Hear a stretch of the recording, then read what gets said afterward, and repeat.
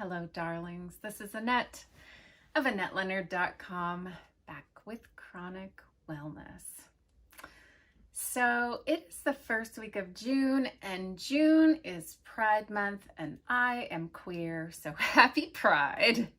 And I thought that this week I would talk to you a little bit about families of choice. So I've talked some on this channel about my family of origin, and in many ways I was blessed with a secure and loving home. And when I came out, it was not a welcome thing. It was not a welcome thing. And that was, to some of our extended friends and family, a surprising fact. If you have paid attention for long on this channel, you know that I come from a pretty left-leaning liberal family who in the late 60s, early 70s decided to expand their family by adoption. And I am the only white kid in my family. So my parents stood up to extended family members of theirs who said, hey, why would you adopt black and brown children? And really went through some of their own processes around anti-racism.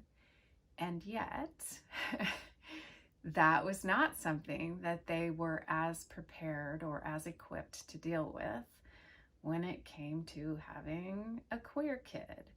And so for many, many years, my mom and I in particular struggled against the ways in which her upbringing in the South and in the church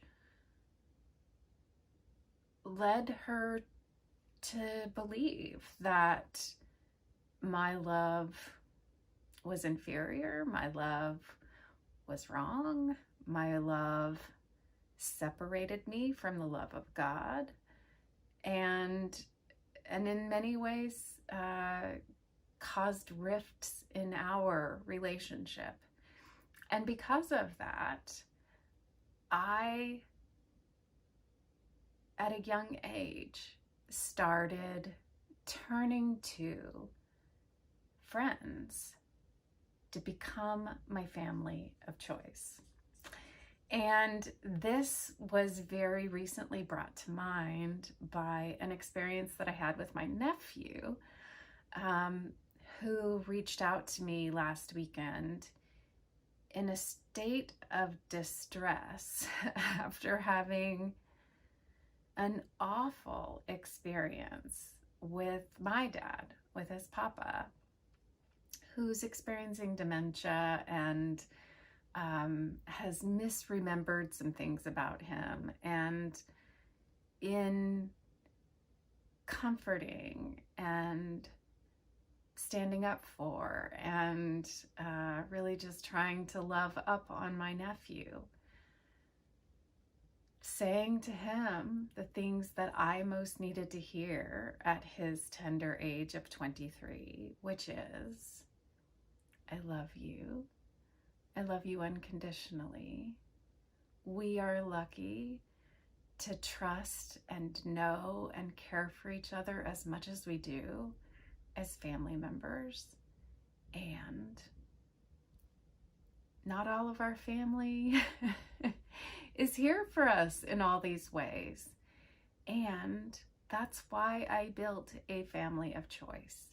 And you get the privilege of doing the same. You can draw toward you the people you want in your life, the people you name to be your family, the people you choose as your own. Some people are lucky enough to be born with those that they call kin from the day they come into this world until the day they go out of this. And many of us aren't. And so assemble yours. Assemble the maternal figures, the aunts and the uncles, the cousins and the siblings that you wish you'd been born to. Name them. Tell them they are your beloved. And I think that that is one of the many lessons that I've learned from having been part of the Rainbow Pride flag, is that many of us can't count on our biological families or our families of origin to be family for us. And so we've gone out and built our own.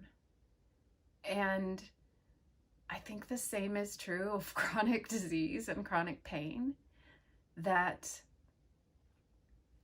the people we thought we could rely on, the people we expected we could rely on, the people who were the most logical choices to be depended on, are not necessarily the ones who are built for the distance. And so find those who are. And they're out there. Sometimes they're already in your friendship circle. Sometimes they're online. Sometimes they're in the meditation group or the support group or in your online forums. But they're out there, and you are worth finding them. So if you haven't yet found them, the word that's operational there is yet. Continue looking. And if you're not sure where to start with me. I have many ways that you can be in touch with me, and I will respond. So start with me, because we are worth having family of choice, if it isn't the family of origin that can be counted on. And Pride Month helps remind me of that, because I have a lucky few members of my family of origin who have shown up and shown out for me, and I have a very many number of extended family members of choice. Some that I grew up with and that my parents introduced me to, and some are aunts and uncles and cousins, and some are people that I met at college and at work and along the way. And so if you have love in your heart to give, you will find people to love and who will love you back. So happy Pride Month, and I'm thinking about you, and I love you. Thanks for being here, and until we're together again, be well.